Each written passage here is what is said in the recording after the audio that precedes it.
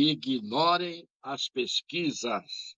E eu disse sempre, pesquisas fraudulentas, pesquisas asquerosas, feitas por gente, se a pesquisa é fraudulenta, feita por fraudadores.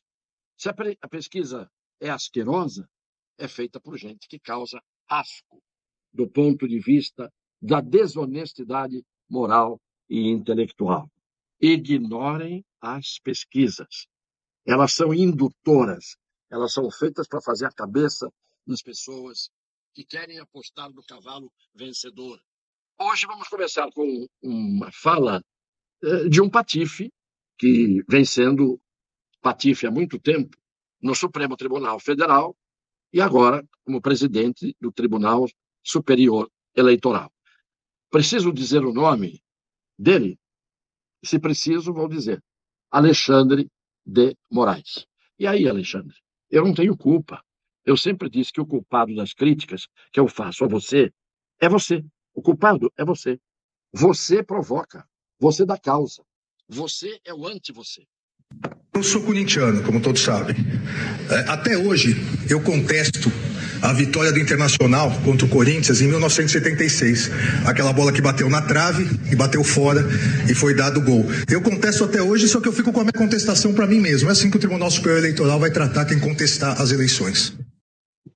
Em primeiro lugar, Alexandre de Moraes. Que sorte que quando essa bola do Internacional bateu na trave e bateu fora e o juiz deu gol, provavelmente você não deve ter visto o jogo, seu pai deve ter contado, você disse que contesta até hoje. Ainda bem que àquela altura daquele jogo, você ainda não era o ministro do Supremo Tribunal Federal. Porque se fosse, provavelmente, o Internacional de Porto Alegre já estaria cassado, já não existiria, ou estaria disputando a 5ª divisão. E se você contesta até hoje, isso mostra o quão rancoroso você é. Eu falei outro dia, uma questão de procurar, às vezes, um psicólogo, um psiquiatra. É bom a gente procurar ver se a cabeça da gente... O psiquiatra não muda o caráter de ninguém. Você é o VAR, não é? Você é o VAR do Brasil. Você é o VAR dos brasileiros. Você decide. Faz o quadrado e decide a sorte, não de uma partida de futebol. Você decide a sorte das pessoas. Você decide o que as pessoas devem pensar. Você decide o que as pessoas devem querer ou não querer. Decide não, porque a mim não afeta o que você acha sobre o que eu deva pensar, fazer, querer e assim por diante. Então, o Alexandre de Moraes disse hoje, que é grave, que o tribunal que ele preside vai ignorar as contestações. Esta sua manifestação de que os que não se conformam e contestam qualquer coisa, o tribunal vai ignorar e que fiquem contestando que não vai adiantar nada, isto é palavra de um ministro presidente de um Tribunal Superior Eleitoral. Isto é, ninguém conteste absolutamente nada, porque estando certo o contestador, estando com o direito a seu lado, tendo denúncias graves ou não a fazer, você vai dar uma banana para as pessoas que contestam? Isto é o judiciário brasileiro? Estou esperando a resposta, não aqui. A resposta e o pedido de desculpas que você tem e deve ao Brasil por ter dito isso. Que o tribunal está pouco se lixando para os contestadores. E se os contestadores tiverem razão? Lamentavelmente, não é de se estranhar. Isso vai mudar, mais cedo ou mais tarde. Por bem ou por mal, isto vai mudar no Brasil. Esta mentalidade dos semideuses que acham que podem decidir como querem, vai mudar. Não tem a menor dúvida disso. Porque se o tribunal diz pouco me lixo para os inconformados e contestadores, cria contestadores, cria inconformados em muito maior quantidade, e os inconformados e contestadores acham uma saída.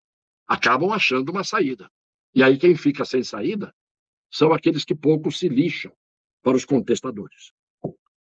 Por exemplo, eu contestei, e muita gente contestou, as pesquisas.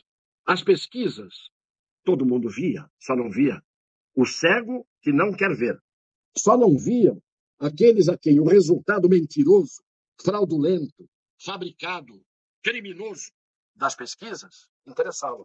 O resultado interessava. Então, quando eu contestei aqui e disse ignorem as pesquisas, e muita gente disse isso era um ato antidemocrático, não era? Nós contestarmos as pesquisas oniscientes, onipresentes, onipotentes. E agora? E agora, José? E agora, Alexandre? E agora todos aqueles que simplesmente mostravam as pesquisas com um cinismo, cúmplices da fraude, encomendadas pela Rede Globo, pela Folha de São Paulo. E eu pergunto, quem é que hoje ainda se dispõe a ler? Diminuiu bem o número de leitores. Quem se dispõe a ler a Folha de São Paulo? Quem se dispõe a assistir à Rede Globo de televisão? Porque as pesquisas encomendadas foram forjadas a mando dos meios de comunicação. E os meios de comunicação não são feitos para serem cabos eleitorais dos seus candidatos. Os meios de comunicação são feitos para informar, para transmitir a informação. Vocês não falam tanto em desinformação? E desinformação pode dar cadeia? E desinformação é fake news e pode dar cadeia? Mesmo que a lei não diga que dá, vocês põem na cadeia. Vocês caçam da plataforma, suspendem as plataformas, calam os usuários das redes sociais. Então eu pergunto, e quando veio o resultado que veio ontem? Escandaloso, descarado. Um resultado descarado. Ninguém erra tanto tempo. Mas o desassombro que nós vemos no Brasil hoje é porque o exemplo vem de cima, porque eles têm cobertura, porque a farinha do mesmo saco agiu e age, um dando cobertura para o outro. Até forças institucionais perderam a sua função institucional, ao que parece. O Datafolha dava uma vitória do Lula 51-37. 51-37. 14 pontos de diferença a favor do Lula em relação ao Bolsonaro. O IPEC, uma distância de 14 pontos também. O Datafolha no Senado, para o Senado, em São Paulo, dava uma vitória de Márcio França contra Marcos Pontes, 45-31, 14 pontos. O resultado mostrou a vitória do Marcos Pontes por 50-36. Vejam, 45-31. O Datafolha. Resultado da urna, ao contrário, 50-36. De 14 pontos à frente que tinha o Márcio França, ele perdeu por 14 pontos. Sabe que diferença é essa? 28 pontos. Isso é fraude. O IPEC, a Globo, dava 52, contratado pela Globo, 52 para Luiz Inácio, 34 para o Bolsonaro, 18 pontos a mais para Luiz Inácio. O resultado das urnas, tomando que esses resultados refletem efetivamente o que aconteceu, e depois já vamos falar disso, caiu para 4. De 18, caiu para 4. Pesquisas de véspera, que fazem a cabeça de muitos eleitores, que levam os eleitores pela fake news, pela desinformação, pelo ato antidemocrático, e até agora parece que estão todos hibernando. Os membros do tribunal, que eram tão rápidos em encontrar atos antidemocráticos, quando era do lado oposto. A peste genial, 51-36 a favor do ex-presidente Luiz Inácio, 15 pontos de diferença. A IPESP, do grande cientista político, o imparcial, Lavareda, que se queimou nas próprias labaredas, porque dava 51-38, 13 pontos na frente. Houve um consórcio de pesquisas, todas para que, na unanimidade, parecesse que a eleição estava ganha, e no primeiro turno, fazendo a cabeça dos eleitores com a desinformação e os atos antidemocráticos. Por isso é que o tribunal não pode ficar ignorando os contestadores, senhor Alexandre de Moraes. BTG Pactual, 48-37 para Luiz Inácio, 11 pontos a mais. Poder 360, outra pesquisa, 48-38, 10 pontos a mais. MDA-CNT, 48-39, 9 pontos a mais. E aí, eu não podia contestar isso, senhor Alexandre de Moraes? Eu não podia ser inconformado com os resultados que apareciam?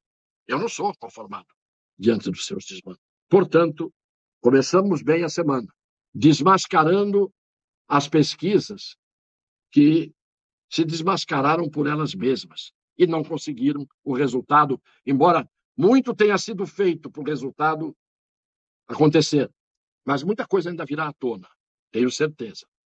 Essas que erraram feio desse jeito, deveria haver uma medida que as proibisse de atuar nesse segundo turno.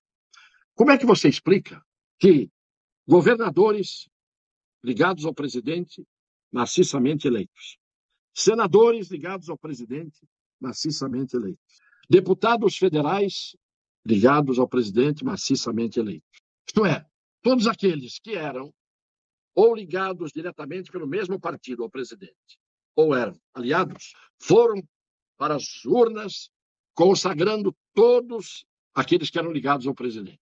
Os conservadores tiveram a maior vitória na história do Brasil, contrariando tudo o que acontece na América Latina. Os conservadores, que conservam valores, esses conservadores foram às urnas, todos com os votos de cima a embaixo de gente ligada ao presidente da República. Aí eles chegavam nas urnas e votavam no deputado federal ligado ao presidente, votavam no estadual ligado ao presidente, no senador ligado ao presidente, no governador ligado ao presidente. E na hora de votar no presidente, votavam no Luiz Inácio. Onde é que está a lógica? Onde está a lógica? Quem é que engole isso?